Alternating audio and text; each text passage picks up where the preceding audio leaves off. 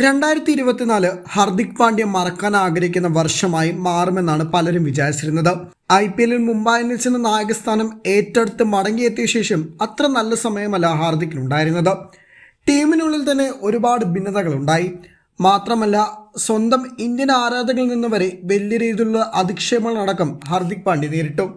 അങ്ങനെ ആ താരത്തിന്റെ കരിയർ പോലും അവസാനിച്ചു എന്ന് പലരും വിധി എഴുതിയ സമയമുണ്ടായിരുന്നു. ബാറ്റ് കൊണ്ടും ബോൾ കൊണ്ടും മുംബൈ ഇന്ത്യൻസിന് വേണ്ടി കാര്യമായി ഇമ്പാക്റ്റ് ഉണ്ടാക്കാൻ സാധിക്കാതിരുന്ന താരത്തിന് വേൾഡ് കപ്പ് ടീമിൽ ഇടം ലഭിച്ചതിനു ശേഷം വലിയ രീതിയിലുള്ള വിമർശനങ്ങളും അത്തരത്തിൽ ഉയർന്നിരുന്നു. ഹാർദിക് പാണ്ഡ്യയ്ക്ക് പകരം എന്തുകൊണ്ടും യോഗ്യൻ ശിവം ദുബെയാണെന്നും റിങ്കു സിംഗിനെ ടീമിലേക്ക് ഉൾപ്പെടുത്തണമെന്ന ആവശ്യങ്ങളടക്കം ശക്തമായിരുന്നു. എന്നാൽ ടീം മാനേജ്മെന്റിന് ഒറ്റ ലക്ഷ്യം മാത്രമേ ഉണ്ടായിരുന്നുള്ളൂ: ഓൾറൗണ്ടർ ഹാർദിക് പാണ്ഡ്യ വൈസ് ക്യാപ്റ്റനായി ടീമിൽ വേണമെന്ന്. അതേ ആവശ്യങ്ങൾ നടക്കുകയും ചെയ്തു. ഒരുപക്ഷെ ഹാർദിക് പാണ്ഡ്യ ബാറ്റിങ്ങിനേക്കാൾ കൂടുതൽ ബോളിങ്ങിലാണ് IPL ശ്രദ്ധ കേന്ദ്രീകരിച്ചതെന്ന് പറയേണ്ടി വരും. അവസാന മാച്ചുകളിൽ ഹാർദിക് പാണ്ഡ്യ മികച്ച രീതിയിൽ പന്തെറിയുകയും ചെയ്തു. എന്നാൽ വേൾഡ് കപ്പിലേക്ക് മടങ്ങിയെത്തിയപ്പോൾ ആ ഇന്ത്യൻ കുപ്പായമിട്ട ഹാർദിക് പാണ്ഡ്യയെ എതിരാളികൾ എല്ലാം കൊണ്ടും ഭയക്കുന്ന കാഴ്ചയാണ് കണ്ടത്. പരിശീലന മത്സരത്തിൽ തന്നെ ഇമ്പാക്റ്റ് ഉണ്ടാക്കാൻ പാണ്ഡ്യയ്ക്ക് സാധിച്ചു. എന്നാൽ അതേ ഇമ്പാക്റ്റ് മെയിൻ മാച്ചസിൽ തുടരുമോ എന്ന വിമർശകരുടെ ചോദ്യത്തിനുള്ള ഉത്തരമായിരുന്നു ആദ്യ മത്സരം. ബാറ്റ് ചെയ്യാൻ ആ മത്സരത്തിൽ അയർലൻഡിനെതിരെ അവസരം കിട്ടാതിരുന്ന പാണ്ഡ്യ 3 വിക്കറ്റുകളാണ് ബൗൾ ചെയ്തപ്പോൾ ലഭിച്ചത്.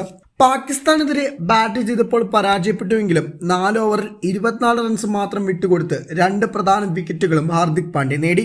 USA മത്സരത്തിലാണ് ഹാർദിക്കിന്റെ ബൗളിംഗിൽ ഏറ്റവും മികച്ചു നിന്നത്. 4 ഓവറിൽ 1 മീഡനടക്കം 14 റൺസ് മാത്രം വിട്ടുകൊടുത്ത് 2 പ്രധാന വിക്കറ്റുകളും ഹാർദിക് സ്വന്തമാക്കി. അഫ്ഗാനിസ്ഥാനെതിരെ ബാറ്റ് കൊണ്ട് 32 റൺസും ബോൾ കൊണ്ട് 2 വിക്കറ്റ് തീർത്ത് 13 റൺസ് വിട്ടുകൊടുത്ത് ഹാർദിക് പാണ്ഡ്യ വലിയ ഇമ്പാക്റ്റ് ഉണ്ടാക്കുകയും ചെയ്തു. എന്നാൽ ബംഗ്ലാദേശുമായുള്ള മത്സരത്തിലാണ് ഹാർദിക് എന്ന മാച്ച് വിന്നറെ ഇന്ത്യ ശരിക്കും മനസ്സിലാക്കിയത്.